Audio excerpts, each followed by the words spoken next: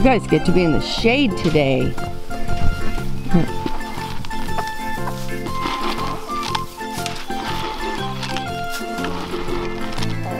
Well, they're giving us enough eggs for 2 people, 3 people, 4 people. They're doing just fine. The lowest amount of eggs they ever give us is 5, and they'll give us up to 10 eggs. It's pretty amazing. Look at those big, beautiful onions and the sweet potato. We're so excited. This is a crop we've never, ever grown before.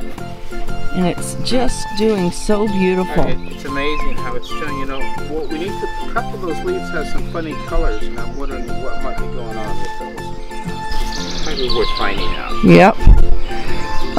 Our basil is amazing, and so I need to take some more basil this morning and go put it in the egg layers. So I put basil and rose petals into their nesting boxes.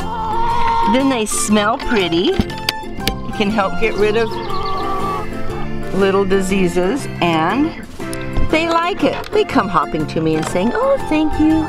Thank you, thank you, thank you for putting that into my box." So let's look and see what we have here.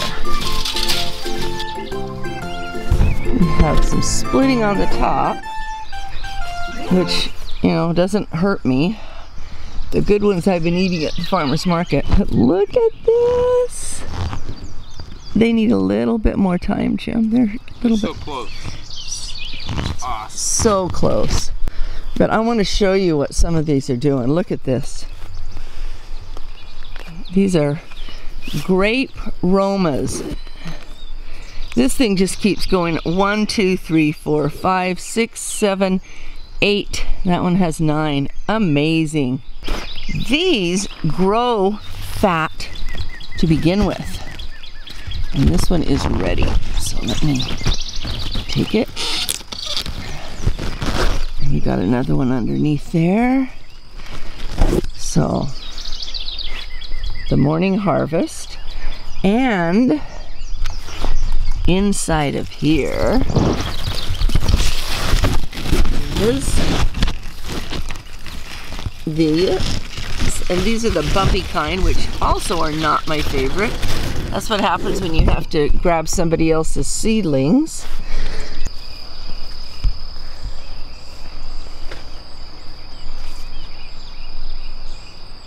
Look at that. It's not quite ripe. So everyone who said that these bushes were thornless blackberries were right. Gonna go take one more peek at the babies. Guess they're all getting up on their roosts now, the big roost that we made. Pass right by Jim as he waves to us.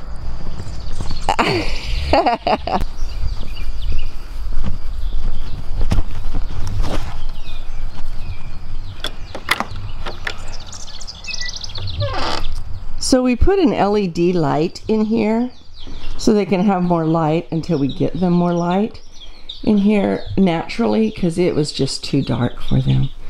There's one baby up there, several of them up on that, and then when he comes in at night, they're all up there. So that's really, really great. Makes my heart happy. And here's Oliver coming back from his morning walk. Silly little dog. I was gonna take him on a walk. We are gonna take him on a walk, right? Yeah. He gets his hair cut off today. Down shaved.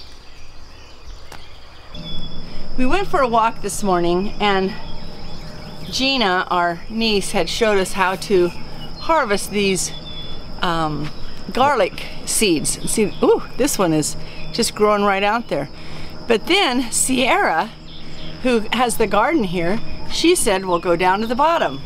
And so this is all these beautiful wild garlics. So this we're gonna plant to make more of these. What a wonderful walk, because our chickens need to have garlic in their water at all times.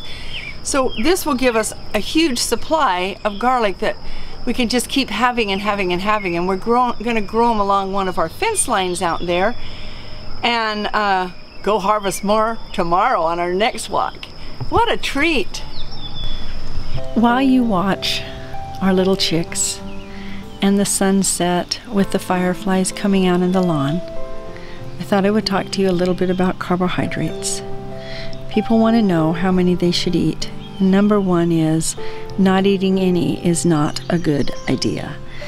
You'll want to have weight loss, and so you say, well, then I won't eat any. But remember that the ultimate goal is to keep our insulin in check. If we eat too little, or if we overexercise, then we waste away, and we have depression and fatigue and insomnia and bone loss. For a person who's active and does a lot of work during the day, I consider myself active. I do not consider myself extremely active. So for a person who's active, you want to have about 30 grams of carbohydrates with your meals. If you're sedentary and you're not doing a lot, you only want to have 15 to 30. Because if you're not using them, then they're going to go to fat. So let me give you some examples of what some of the carbohydrates are. Your starchy vegetables, so like a cup of cooked carrots. All of these that I'm going to give you are 15 grams. A cup of cooked carrots are 15 grams. A baked potato, a half of a baked potato, of a medium baked potato, is 15 grams. On your legumes, a third of a cup of pinto beans or kidney beans is for 15 grams. 2.5 cups of popcorn, a third of a cup of quinoa, a third of a cup of brown rice, and a whole cup of plain yogurt is 15 grams. And then on your fruit, one small apple, a half of a medium banana, a half a cup of elderberries, a half of an avocado. When you're looking at your breads, and remember we want to try to eat sprouted bread if possible, then they range anywhere from 2 slices to a half a slice. So you just want to be able to read and know that you're putting the right things in your body. And so whereas we don't want to be crazy counting, you will learn that each item has a certain amount that you need to put into your body.